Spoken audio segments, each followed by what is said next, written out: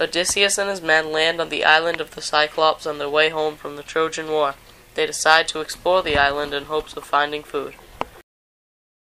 Odysseus and his men found a cave and hoped to discover something to eat when a massive figure appeared in the doorway.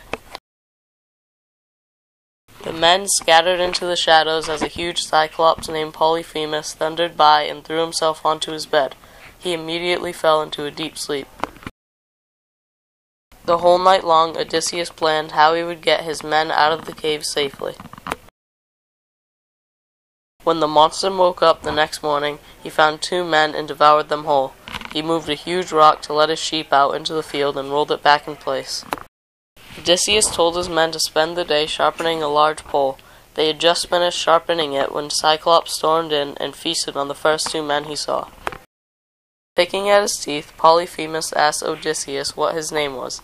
Thinking quickly, Odysseus replied, "My name is Nobody," and offered him wine. Polyphemus snatched the wine from Odysseus' hand greedily and drank it all. He then fell into a deep sleep. Odysseus and his men quickly grabbed the pole they had been sharpening and thrust it into the Cyclops' one eye with all their might. The beast jumped up and screamed at the top of his lungs. The other Cyclopses in the area heard the noise and gathered around the cave. "Who is hurting you?" they asked. "Nobody," Polyphemus cried. "Nobody is hurting me." Thinking he was just drunk, the other Cyclopses left. Polyphemus had to let his sheep out, so he felt each sheep to make sure one was not a man. Odysseus quickly thought to tie himself and his men under a sheep each and let it bring them to safety. The men jumped up and ran as fast as they could back to the ship, taking some of the sheep with them. They got off the island and finished their adventure.